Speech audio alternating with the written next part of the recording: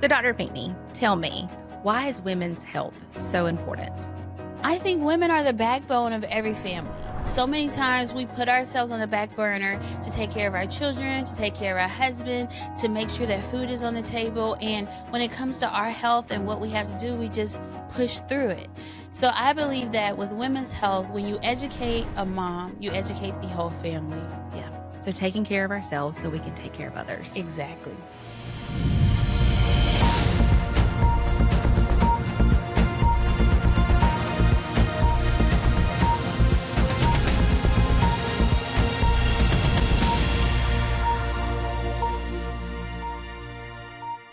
Welcome to Pulse Check, the all-new podcast by Carolina Pines Regional Medical Center. I'm Erin Griggs, your Director of Growth and Outreach, and today I am here with Dr. Ashekia Pinckney, a board-certified OB-GYN with our Carolina Pines Medical Group Women's Care.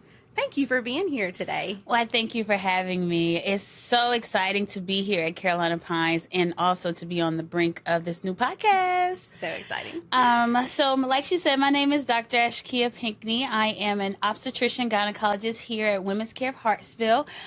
Starting in February, it'll be 2 years at the practice, and I'm loving it. Wow, I can't believe it's already been 2 years. I know, right? I feel like we were just doing your out and about, getting you introduced to everyone, but that happened fast. I know. You took me on my tour, took me on driving around my hometown so I could see all my familiar stops. So, That's right. Yeah, man, 2 years, February of this year. So can't wait to see what the future holds. And that's one great thing about you, Dr. Pinckney, is you're back here in your home county to serve your community that you grew up in, that raised you. How does that feel?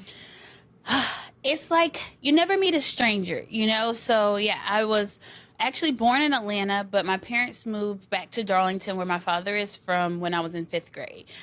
So I played for Darlington High School, point guard, go Falcons. And then I also graduated from Mayo High School. And then after high school, I left. I went, did all of my training. And after the pandemic, it just reminded me how important it was to be with family. And even though I'm not related to everyone in Darlington, it feels like coming back home to family. That's great. Well, we are so fortunate to have you back here, and I know I'm thankful. So tell us a little bit about your educational background and your journey, and what led you down that road to women's health and becoming an OB-GYN? So I always knew I wanted to be a doctor, you know, like those kids on their kindergarten paperwork. If my mom was a hoarder, she probably would keep it, but she throws away everything. But I was one of those kids that always wanted to be a doctor. I just enjoy the hospital. I enjoyed my pediatrician. And I just set my vision out to accomplish that. I attended Spelman College in Atlanta, Georgia, where I majored in biology. I finished there and continued my education at the Medical University of South Carolina in Charleston. Love Charleston, love the food.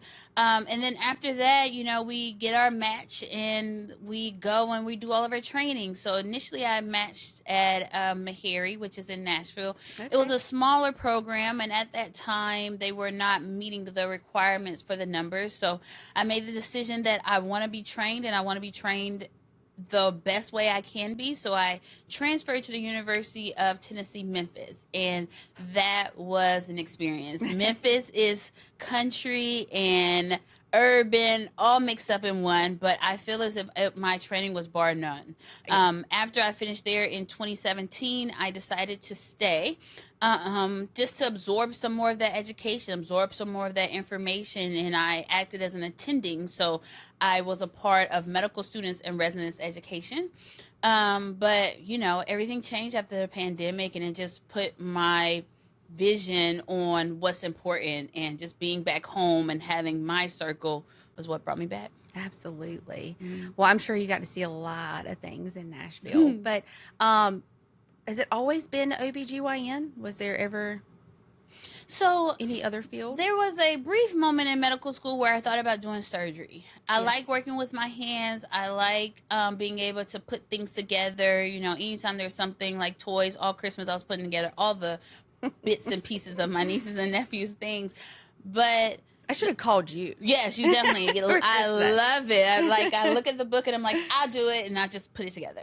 I found that doing obstetrics and gynecology, it is just enough of happiness and experiences that keep me motivated, keep me wanting to do it over and over again. Yeah. And I still get that hands-on with surgeries and deliveries and procedures in clinics. So it definitely fills my cup. And you get a little bit of everything. A little bit of everything. Well, talking about filling your cup, what fills Dr. Pinckney's cup outside of the clinic and the hospital setting? What do you like to do on a day off? On a day off, if you ask my family, I love to sleep. But traditionally, I like to eat. So I like to find different restaurants, and I like to go and try out their cuisine. And me and my mother will do like a critique and act like we're on our own podcast, sharing all of the dishes. Right now, there's a really good Italian restaurant in Florence that we tried recently, and it was amazing. Nice, Ooh. small restaurant. It's off of Irby Street. I don't want to mispronounce the name. And then outside of that, I like to cook myself. So Okay. I don't like to cook just for me, so I can't cook small meals, but I like to look at a recipe online and say, okay, I'm going to go and make that. But it has to be a group of people because leftovers are not my friend. Well, I'll always take your leftovers, Okay. or you can call me. Right.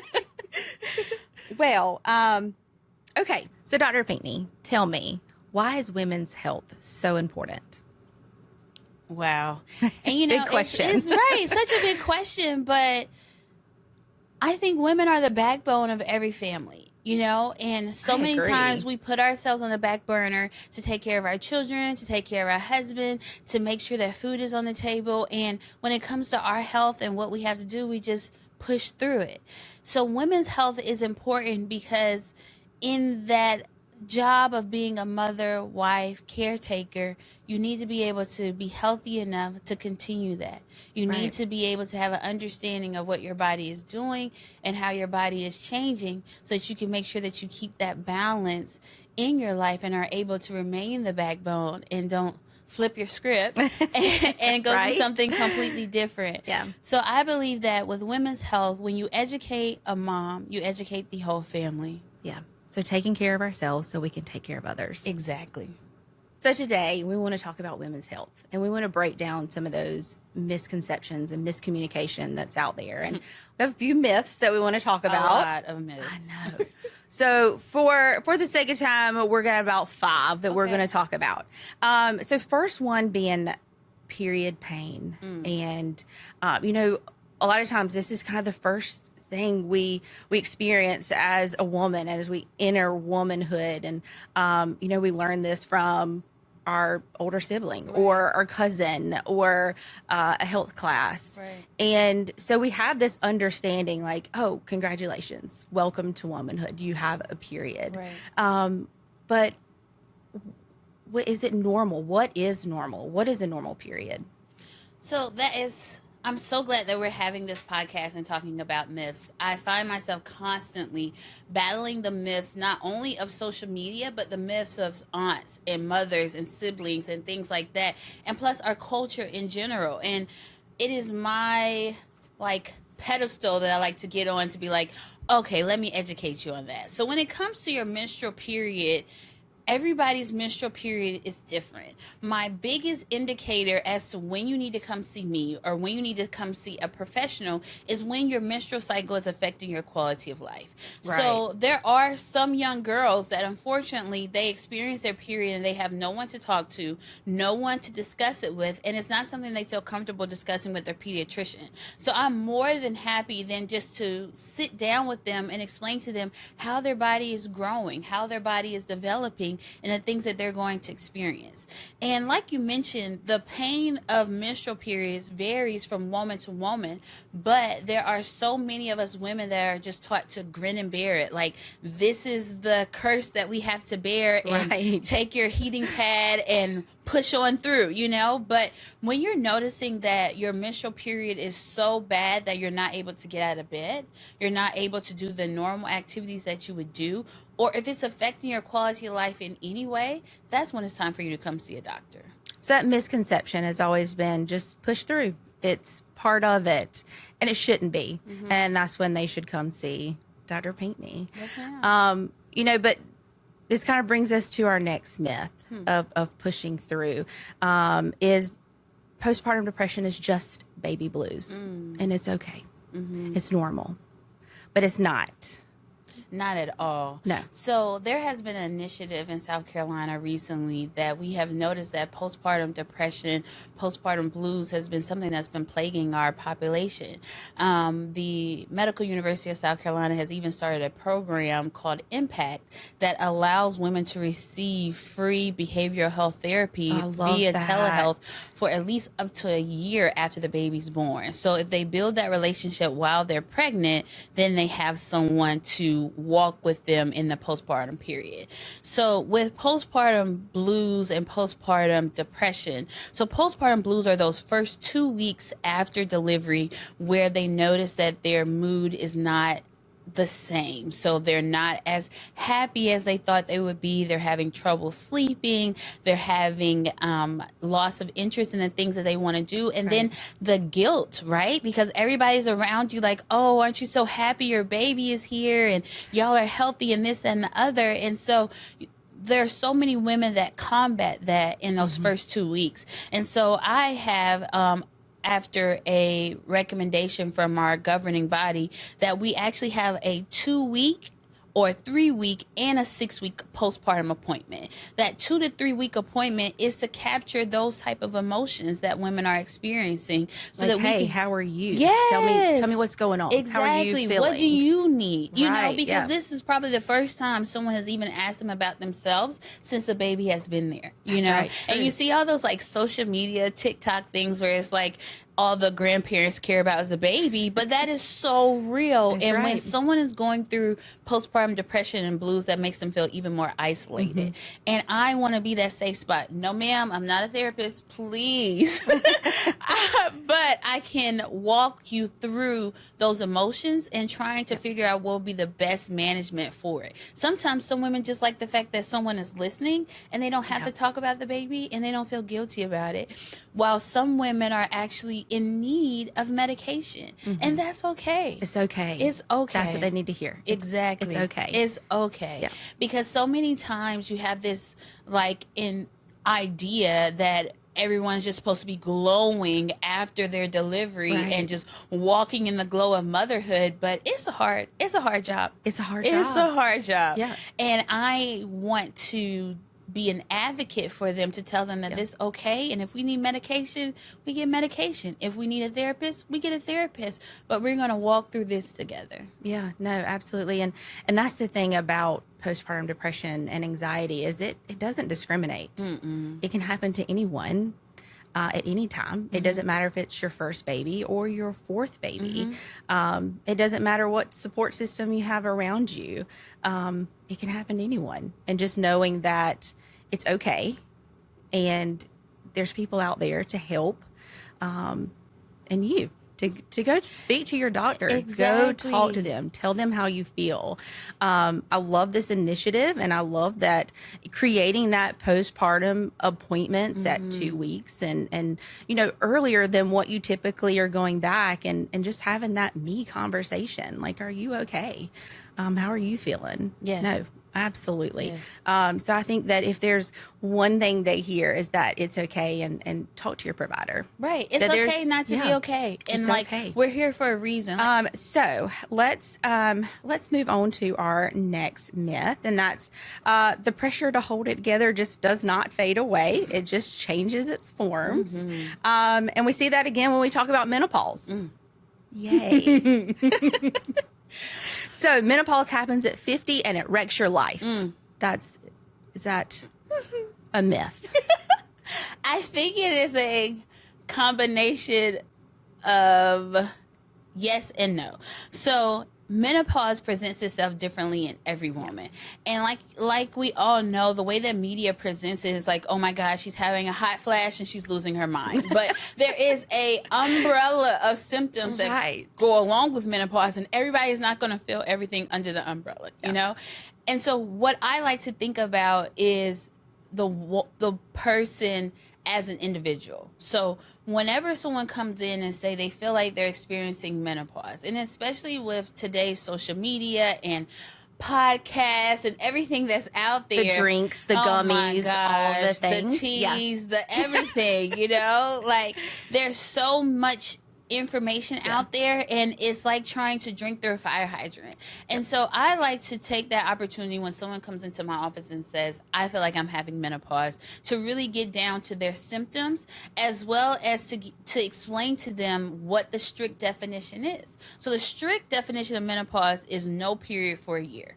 All of the other symptoms that we hear about, hot flashes, night sweats, vaginal dryness, trouble sleeping, brain fog, all of those things doesn't necessarily apply to every woman.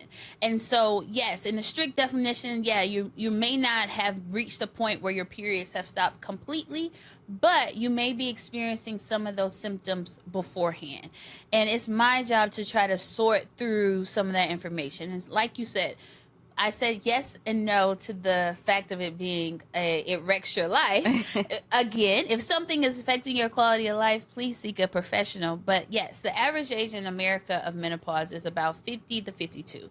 Some women have a period called perimenopause, and that's where they may experience some of those symptoms, but not as frequently or as intense. And so that's where it's ideal to start that conversation so that we can figure out what will be the best management option for you in your life. So when would you determine if a patient needed some type of hormonal therapy? And what is that stigma that typically surrounds hormonal therapy and the safety behind it and all that kind of comes with that? Yes. So research is not always our friend, right? So there will be studies that will be like publicized. So the reason that hormonal therapy got such a bad rap, so to speak, is that in the 1990s, they presented a study where they were giving hormonal therapy to women that were over the age of 65, and they did not account for the other comorbidities. And so when they saw adverse effects happen for hormonal therapy, they rested it all on the hormones rather than the fact that this woman was over the age of 65. She already what had, else is going on with the patient? She already had right. cardiovascular disease. Yeah. She was a smoker. No one talked about that. We just hung it all on hormones. Right. And so whenever there comes research and whenever there comes to someone's understanding of things that are harmful, then that's when you have to talk to your medical professional so they can tell you the research, right? And so we have found that hormone replacement can help with your quality of life.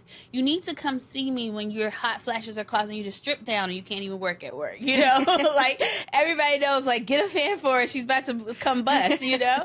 Or when you're sweating at night and your husband is freezing and he's borderline pneumonia because you can't sleep under the covers. You know, so that's when you have to come and seek out help.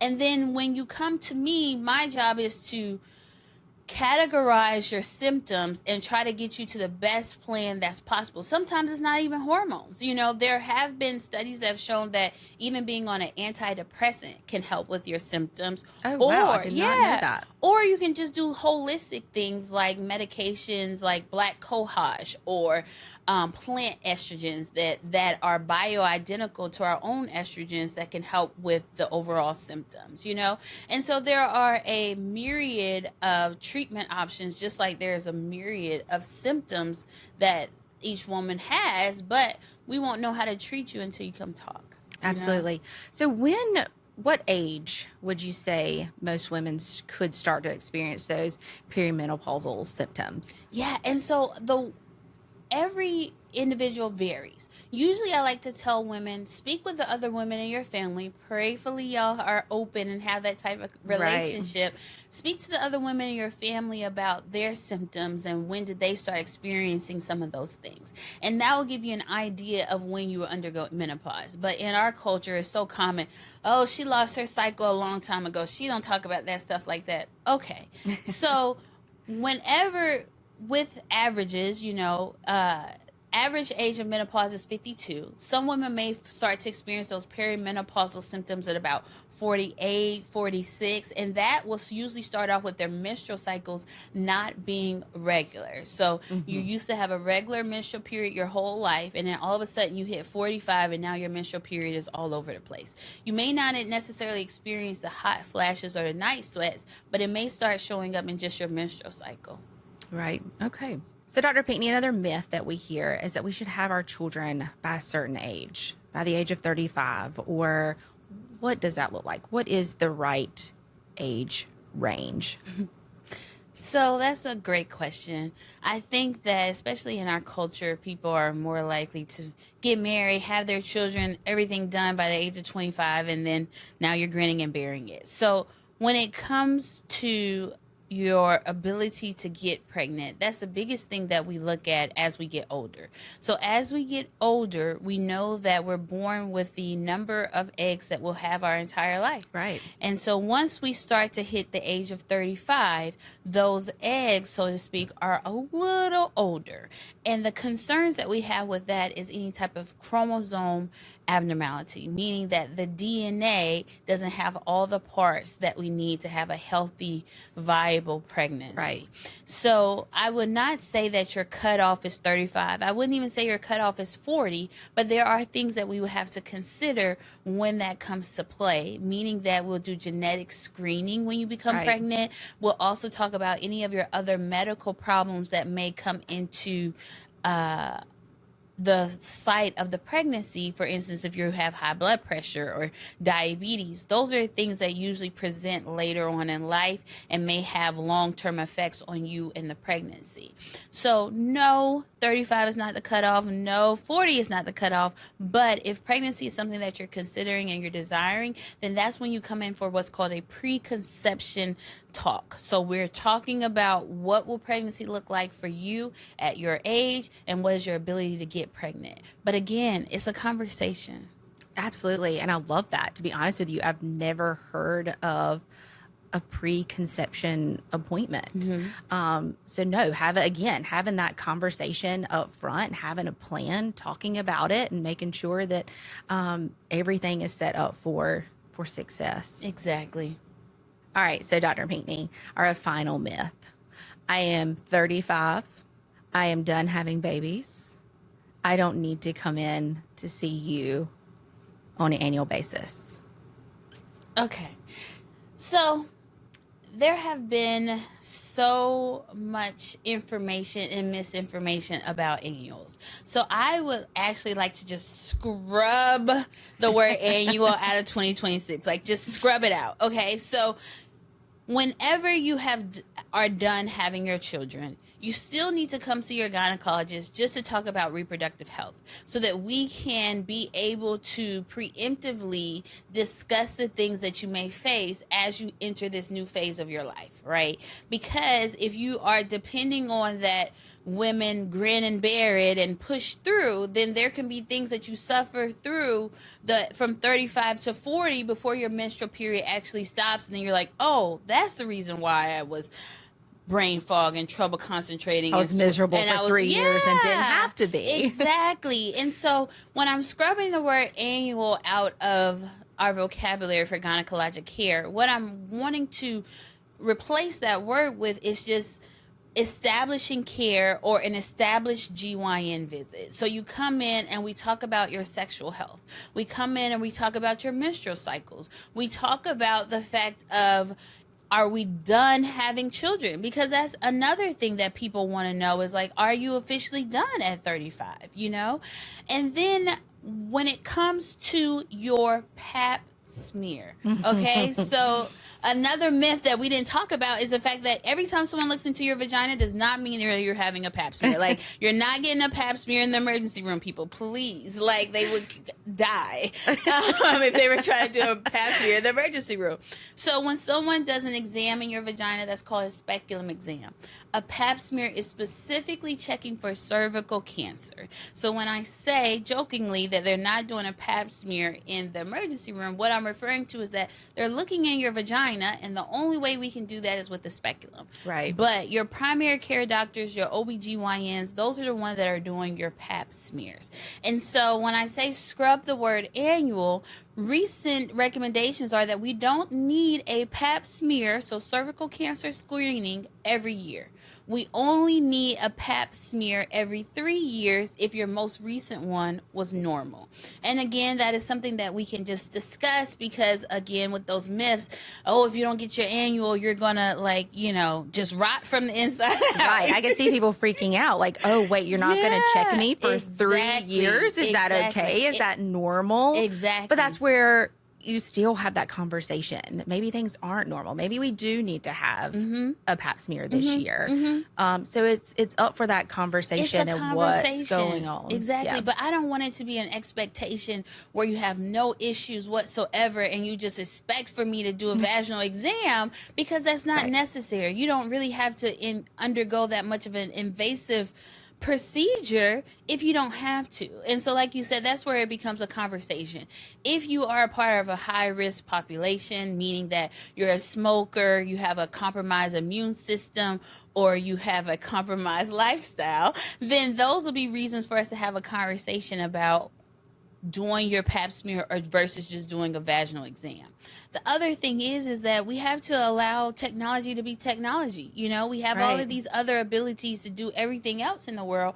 Why is it so foreign for it to be that you don't have to have a pap smear every year? We have found that cervical cancer originates from the human papilloma virus. I mean, kudos to Australia. They've even eliminated their cervical cancer risk because they made the HPV vaccine mandatory. So they've decreased their cases of cervical cancer by 95%. Wow. No, we're not there yet with vaccinations and everything like that, but we have found out where HPV originates. So to sum it all up, please come see me every year, but don't be surprised if we're not having to do a vaginal exam, if we're not having to do a pap smear. But I do want to have that conversation with you about what you're facing and what you have been grinning and bearing through. So if you have a patient that comes in and the recommendation is every 3 years, but they're adamant that no, that makes me nervous. I still want to be checked. I've had a friend who was diagnosed with cervical cancer, or maybe there was a history somewhere down the line of breast or cervical cancer. What would be that recommendation to them? Then I'll do it. Yeah. And because of the fact is that if that is your own testimony, right? So a lot of times when we try to give this cookie cutter medical care, then people don't get the care that they need. I love that. Yeah. It is not cookie cutter. Not Everyone cookie cutter. is not cookie. Yes. Women's health is not cookie cutter. Please don't. It's not cookie cutter. Because of the fact is that if you have those anxieties, if you have those concerns, then if I can alleviate your concern by doing a vaginal exam and doing your pap smear, of course I'm going to do so. But my job is to educate you, because I would hate for you to go to social media and you see, I haven't had a pap smear in 3 years and I'm just healthy. And then you're looking at me like, why are you looking at that every year? And so I like for it to be a conversation and also a way for me to educate you. Right. Because going back to my motto is like, if I educate a mom or I educate one patient, I educate a whole family, because they're going to talk to their sisters, their friends, their daughters, their aunts, their mothers, etc. But if I educate you, then you are able to make the best decision for yourself. And that's where we change some of these misconceptions, the miscommunication out there is to educate. It's to educate. Yes. Dr. Pinckney, I think this conversation has been wonderful today. But I think one thing that we have gotten across is that it's not about checking boxes. Women's health is not cookie cutter. It's about being heard. It's about feeling supported in every part of this women's health journey. So is there anything else that you would like to tell our listeners about women's health? I would say that it's okay not to be okay, and it's okay to have questions. There's so much information out there between family members and social media. Make a list of your questions and go talk to your healthcare professional about all of your questions and concerns, because the only way that you'll be able to feel complete in your own body is if you're able to answer those questions and you have a trusted source that you can depend on. Google is cool. I love Google.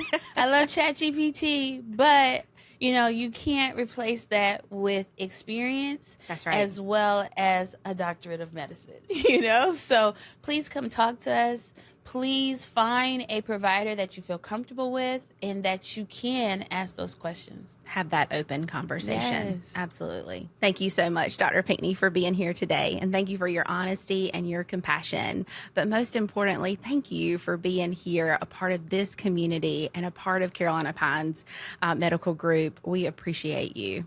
Oh, thank you so much for having me, Erin. I really enjoyed it. And thank you to our day one listeners to our very first episode of Pulse Check. Thanks for listening to Pulse Check. If you enjoyed this episode, be sure to like, follow, subscribe, and share it with someone who might find it helpful. Your support helps this podcast reach more people in our community. Pulse Check is a production of Carolina Pines Regional Medical Center. Special thanks to our producers Hannah Cadell and Anna Tingen. Audio, video, and editing services by Seth and Grayson Johnson at Lockwood Studios. All content is for educational purposes only. We do not intend for the content to be a substitute for professional medical advice, counseling, diagnosis, or treatment. Our content doesn't engage visitors into a professional relationship. We'll see you on the next episode of Pulse Check.